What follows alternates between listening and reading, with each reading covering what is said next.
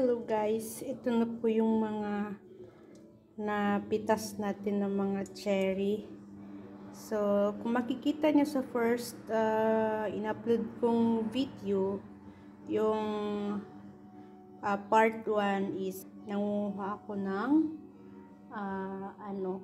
cherry. So, next upload is how to make jam, cherry jam. So, ito na po yun guys. So, lilinisan lang natin. Tapos, tatanggalin natin ito. Tapos, gagawin na natin jam. Lulutuin na natin. Okay.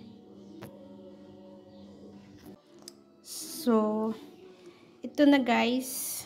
Natapos na natin linisin yung mga yung mga tangkay-tangkay. Ayan.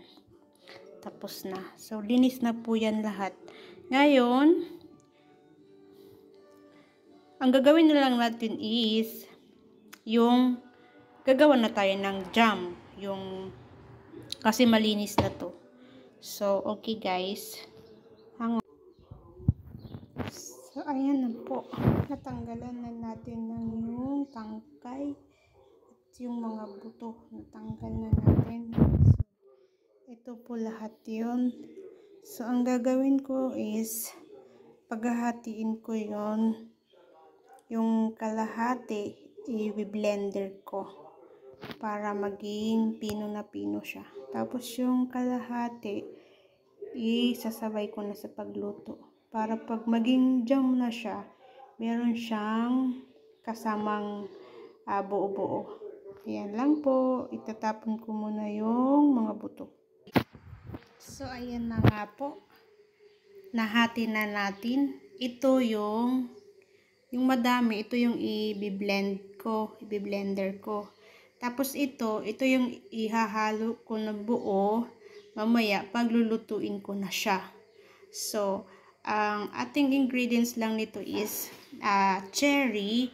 Tapos, pwede kayong gumamit ng white sugar or brown sugar. Yung wash sugar pwede na rin. Tapos, nung nakita ko sa YouTube, kung paano gawin to, nilalagyan nila ng lemon. Yun. Pag medyo malapit na maluto, nilalagyan nila ng lemon, yung juice. But, wala akong lemon. So, siguro dahil may medyo maghalo yung tamis, tsaka mabalance yung lasa niya. So, lalagyan ko lang siya ng konting suka. Pero yung suka naman dito is pang salad naman yun. So, pwede na rin. So, ayan. Simulan na natin. So, ayan po. Bago po natin ilagay dito sa blender, ang gagawin po natin is hiwain natin siya ng medyo pino ng kaunti para mabilis siyang madurog. Ayan. So, start ko na ang paghihiwa at ilalagay ko na siya dito. So, mamaya, ipapakita ko sa inyo yung pagluto ko. Okay?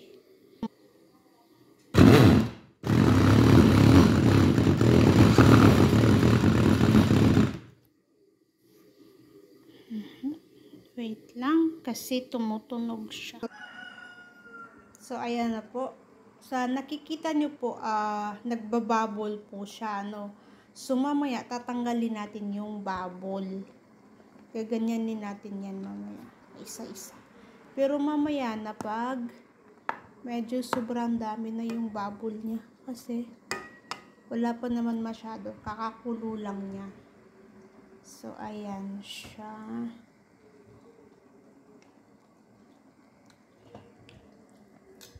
So, feeling ko, no need na yung asukal. Kasi matamis na siya eh. Pero, pag medyo kulang pa talaga, so, lalagayan natin ng asukal, mga half cup of, siguro, asukal. So, ayun muna. Hintayin natin na magsusobra yung bubble niya. Ayan. Tapos tatanggalin natin like sandali lang. Tanggalin natin yung bubble. So, dahan-dahan lang natin tanggalin para hindi masama yung mga ano. Ayan. Tanggalin natin. Ayan. So, actually guys, talaga. Kanina, di ba sabi ko, i-blend ko siya. So, kasamaang palad, isang gamit ko lang ng blender. Tas hindi ko pa naubos lahat pag blend, hindi siya gumana. So, ang ginawa ko, pinino-pino ko na lang siya, hiniwa-hiwa ko siyang maliliit, pino-pino. So, kaya nakita nyo medyo yung iba, hindi pa masyadong durog na durog. Kasi diba nagbukod tayo, dalawang plato. So, yung i-blend ko, dapat durog na durog talaga yon siya. So, kaso, hindi nga siya na sobrang durog na durog kasi nga, ay nako, kung kailan ba naman gumagawa ako ng video para sa vlog ko, kung kailan ba naman gumagawa ako ng ang tawag nito,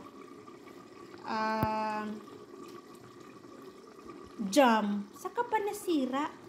Nako naman talaga. So, ayan na po siya. So, nasira. Hindi po gumana yung blender. Pang all-in-one kasi yung na blender eh. So, pwede siguro natin ganyanin. I-mash natin para diba kasi.